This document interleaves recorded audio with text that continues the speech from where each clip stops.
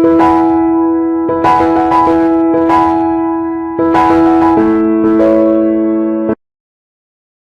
Students, आज हम topic discuss करेंगे balance of payment. Balance of payment एक अकाउंटिंग स्टेटमेंट है जिसमें सारी की सारी इकोनॉमिक ट्रांजैक्शन जो कि residents of a country and rest of the world के बीच में होती है उनको सिस्टेमेटिकली रिकॉर्ड किया जाता है। अब ये जो है, क्योंकि यहाँ पे गिवन पीरियड ऑफ टाइम की बात हो रही है तो ये एक फ्लो कंसेप्ट है। यहाँ पे इकोनॉमिक ट्रांजेक्शन्स का मतलब क्या है? इकोनॉमिक ट्रांजेक्शन्स का मतलब ये होता है कि जहां मनी इन्वॉल्व हो जाती है, ये मनी चाहे रिसीव्ड हो चाहे पेड हो, तो economic transactions are those transaction in which title और ownership of goods and services is transferred. Economic transactions are those in which either money is received और पेड। इकोनॉमिक ट्रांजेक्शन जो है वो दो तरह की होती है, visible and invisible. Visible transactions वो होती हैं like it include physical goods, and invisible वो होती है like shipping, banking, insurance etcetera. अब आ जाता है components of BOP. Balance of payment के दो कंपोनेंट है, एक है करंट अकाउंट और दूसरा है कैपिटल अकाउंट। करंट अकाउंट के अंडर हमारे चार आते हैं, balance of trade, balance of services, balance of unilateral transfers and income received and payment to abroad. उसके बाद कैपिटल अकाउंट के अंदर तीन आते हैं, तीन कंपोनेंट है, investment to and from abroad, borrowing and lending to and from abroad and change in foreign exchange reserves। अब आ जाता है कंपोनेंट ऑफ करंट अकाउंट। अब कंपोनेंट्स ऑफ करंट अकाउंट में चार कंपोनेंट है। सबसे पहले है balance of trade. Balance of trade में जितनी भी गुड्स का इंपोर्ट और एक्सपोर्ट हो रहा है उसका डिफरेंस लेते हैं, मतलब difference between export and import of goods किसके अंडर आएगा? बैलेंस ऑफ ट्रेड के अंडर। और बैलेंस ऑफ ट्रेड में हम सिर्फ और सिर्फ विजिबल आइटम्स को लेते हैं जो कि दैट कैन बी सीन और measured. Balance on trade deficit में भी हो सकता है, सरप्लस में भी हो सकता है। जब सरप्लस में होगा इसका मतलब एक्सपोर्ट ज्यादा है इंपोर्ट से, और जब डेफिसिट में होगा तो इसका मतलब import are greater than export. उसके बाद आता है हमारे पास balance of services. Balance of services का मतलब ये है कि it is the difference between export and import of services. जितनी भी हम सर्विसेज प्रोवाइड कर रहे हैं या रिसीव कर रहे हैं फ्रॉम फॉरेन, तो उनका जो डिफरेंस होगा उसको बैलेंस ऑफ सर्विसेज के अंदर लिया जाएगा। Services are generally of three kind, shipping, banking and insurance. उसके बाद आता है यूनिलेटरल और unrequited transfers to and from abroad. इसमें यूनिलेटरल मतलब जो गिफ्ट्स वगैरह होते हैं उनको लिया जाता है यूनिलेटरल में। और ये जो यूनिलेटरल होते हैं इसमें जब भी हम लेते हैं तो हमने कितने फॉरेन में गिफ्ट दिए या फॉरेन से कितने हमने गिफ्ट रिसीव किए उनका डिफरेंस लिया जाता है।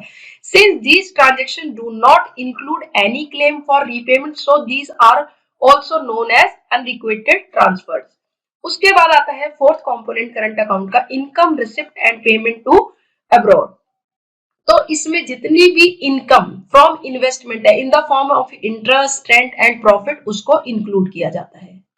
अब हम देखते हैं balance on current account. Current account को कैसे बैलेंस किया जाता है, तो इसमें क्रेडिट और डेबिट में जो आइटम्स होती है उनको देखा जाता है। तो क्रेडिट का मतलब जितना भी इनफ्लो हुआ है और डेबिट का मतलब जितना भी आउटफ्लो हुआ है। Balance is known as balance of current account. Current account surplus कब होगा? करंट अकाउंट का सरप्लस का मतलब ये है कि जब इनफ्लो क्रेडिट जो ट्रांजेक्शन है वो ज्यादा है than the more than the debit. Debit items से ज्यादा जब क्रेडिट आइटम्स होंगी, क्योंकि क्रेडिट आइटम्स क्या है? इनफ्लो है, और डेबिट आइटम में क्या है? आउटफ्लो है। तो जब इनफ्लो ज्यादा होगा आउटफ्लो से, तो हमारा क्या हो जाएगा? करंट अकाउंट का सरप्लस हो जाएगा। इसी तरह से अगर करंट अकाउंट डेफिसिट की बात की जाए तो when credit items are less than debit items, मतलब इनफ्लो लेस देन आउटफ्लो हो जाते हैं तो करंट अकाउंट का डेफिसिट कहा जाता है इसको। अब हम देख लेते हैं component of current account debit and credit से। क्रेडिट का मतलब हमने कहा था रिसिप्ट और डेबिट का मतलब पेमेंट। अब क्रेडिट आइटम्स होगी, रिसिप्ट कहां कहां से होगी? एक्सपोर्ट करेंगे तब पैसा आएगा, इनफ्लो होगा, एक्सपोर्ट ऑफ गुड्स से पैसा आएगा, ट्रांसफर रिसिप्ट मतलब यहां से भी पैसा आएगा, और income receipt interest, rent, profit के फॉर्म में। तो ये क्रेडिट आइटम्स मतलब इनफ्लो हो गया।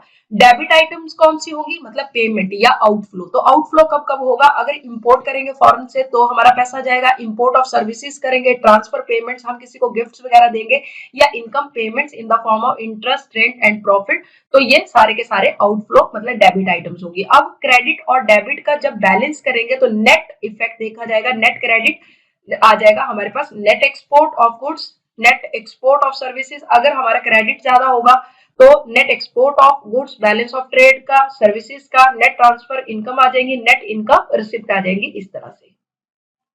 अब नेक्स्ट आता है components of capital account. Components of capital account में सबसे पहले आती है borrowing and lending to and from abroad.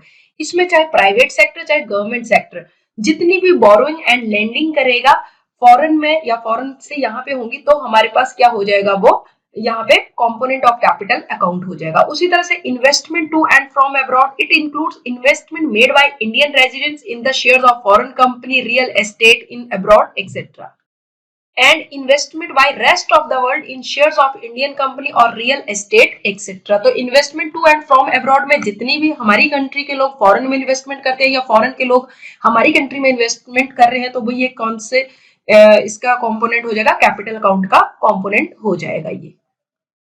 अब नेक्स्ट आता है कंपोनेंट ऑफ कैपिटल अकाउंट में change in foreign exchange reserve. इसमें क्या होता है, फॉरेन एक्सचेंज रिजर्व जो होते हैं इन the form of financial assets कहाँ पे रखे जाते हैं, सेंट्रल बैंक में। और a change in these financial assets create a change in balance of payment. A change in reserve is recorded in the balance of payment account में इसको record किया जाएगा and not in reserves. In addition to capital account and current account, there is one more element in balance of payment जिसको क्या कहा जाता है, errors and omissions. Since capital account is concerned with financial transfer, it do not directly affect income, output and employment of the economy.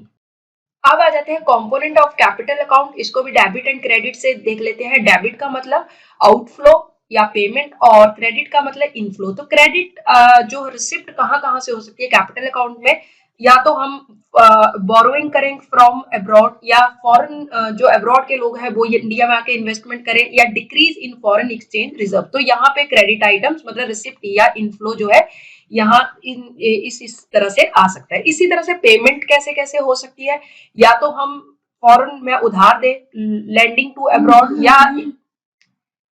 या फिर investment to abroad करें, या फिर increase in foreign exchange reserves. और यहाँ पे net आ जाएगा क्रेडिट एंड डेबिट का थर्ड कॉलम में। अब नेक्स्ट देख लेते हैं हम difference between balance of trade and balance of payment. तो balance of trade and balance of payment में जो डिफरेंस है उसमें सबसे पहले देखते हैं बैलेंस ऑफ ट्रेड जो है एक नैरो कंसेप्ट है। और नैरो कंसेप्ट क्यों है, क्योंकि ये बैलेंस ऑफ पेमेंट का ही एक पार्ट है, जबकि बैलेंस ऑफ पेमेंट जो है वाइडर कंसेप्ट है because it includes balance of trade. Balance of payment में बैलेंस ऑफ ट्रेड को इंक्लूड किया जाता है। बैलेंस ऑफ ट्रेड में डिफरेंस लिया जाता है एक्सपोर्ट एंड इंपोर्ट ऑफ, सिर्फ और सिर्फ कौन सी ले जाएंगे, गुड्स ली जाएंगी, विजिबल आइटम्स को लिया जाता है। मगर बैलेंस ऑफ पेमेंट में all economic transactions between residents and rest of the world के बीच में जितनी भी ट्रांजैक्शन चाहे विजिबल है चाहे इनविजिबल है सबको इंक्लूड किया जाता है। बैलेंस ऑफ ट्रेड में सिर्फ विजिबल आइटम्स को लिया जाएगा, मगर बैलेंस ऑफ पेमेंट में चाहे विजिबल हो, इनविजिबल हो, यूनिलेटरल हो या कैपिटल ट्रांसफर्स हो, सबको इंक्लूड किया जाता है। बैलेंस ऑफ ट्रेड में कोई भी कैपिटल नेचर की ट्रांजैक्शन है वो इंक्लूड नहीं की जाती, मगर बैलेंस ऑफ पेमेंट में सारी की सारी कैपिटल नेचर की जितनी भी ट्रांजैक्शंस होंगी उनको इंक्लूड किया जाएगा। बैलेंस ऑफ ट्रेड अगर अनफेवरेबल होगा तो उसको बैलेंस ऑफ पेमेंट से जो है ठीक किया जा सकता है, मगर बैलेंस ऑफ पेमेंट अगर अनफेवरेबल होगा तो बैलेंस ऑफ ट्रेड से उसको ठीक नहीं किया जा सकता। बैलेंस ऑफ पेमेंट जो है वो डबल एंट्री सिस्टम के ऊपर बेस्ड होता है। डबल एंट्री सिस्टम मतलब डेबिट एंड क्रेडिट देखा जाता है। डेबिट का मतलब आउटफ्लो और क्रेडिट का मतलब inflow. Any inflow of foreign exchange is recorded on credit side and outflow are recorded on debit side. Balance of payment is always balanced क्योंकि ये डबल एंट्री सिस्टम के ऊपर बेस्ड होता है। अब नेक्स्ट देख लेते हैं difference between current account and capital account. Current account की जो ट्रांजैक्शंस होती हैं अगर उन ट्रांजैक्शंस में चेंज आता है तो उनकी चेंज आने से कंट्री की नेशनल इनकम में चेंज आता है, करंट नेशनल इनकम में चेंज आता है। मगर जब कैपिटल अकाउंट की ट्रांजैक्शन में चेंज आएगा तो उससे change in assets and liabilities of a country, मतलब एसेट्स एंड लायबिलिटीज जो है वो चेंज हो जाएगी अगर कैपिटल अकाउंट की ट्रांजैक्शंस में चेंज आता है। जो करंट अकाउंट है वो फ्लो कंसेप्ट है, क्योंकि यहाँ पे जितनी भी ट्रांजेक्शन्स होती है वो फ्लो नेचर की होती है, जबकि कैपिटल अकाउंट एक स्टॉक कंसेप्ट है, क्योंकि यहाँ पे सारी की सारी ट्रांजेक्शन, जो भी ट्रांजेक्शन होगी वो क्या करती है, create a change in stock of a country. Current account में सारी की सारी ट्रांजेक्शन चाहे विजिबल हो, इनविजिबल हो, unilateral transfer, income receipt and payment, इनको इंक्लूड किया जाता है। बट कैपिटल अकाउंट में income received to and from abroad, investment to and from abroad and change in foreign exchange reserves को इंक्लूड किया जाता है। अब आ जाता है ऑटोनॉमस एंड अकोमोडेटिंग आइटम। जितनी भी ट्रांजेक्शन हम बैलेंस ऑफ पेमेंट में रिकॉर्ड करते हैं उनको हम दो पार्ट्स में डिवाइड करते हैं, autonomous transactions and accommodating transactions. Autonomous transactions वो ट्रांजेक्शंस होती हैं जो प्रॉफिट मोटिव, जिनका मेन मोटिव क्या होता है, प्रॉफिट अर्न करना होता है। ये बैलेंस ऑफ पेमेंट से इनको कुछ भी लेना देना नहीं होता है। These transactions are independent of the state of balance of payment. These transactions can take place चाहे वो करंट अकाउंट हो चाहे कैपिटल अकाउंट हो, क्योंकि प्रॉफिट मोटिव है तो यहाँ पे current account as well as capital account दोनों ही में ये ट्रांजेक्शंस हो सकती हैं। These transactions are known as above the line items।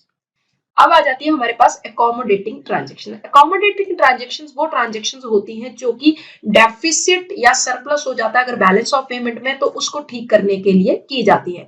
These transactions are undertaken to maintain the balance in the balance of payment account। ये transaction जो होती है सिर्फ और सिर्फ कैपिटल अकाउंट में अगर होती है, जबकि जो ऑटोनॉमस ट्रांजेक्शंस थी वो करंट अकाउंट और कैपिटल दोनों में हो सकती थी, मगर अकोमोडेटिंग ट्रांजेक्शन जो है वो सिर्फ और सिर्फ कैपिटल अकाउंट में ही होती है। These transaction are known, also known as under the line items भी इनको कहा जाता है।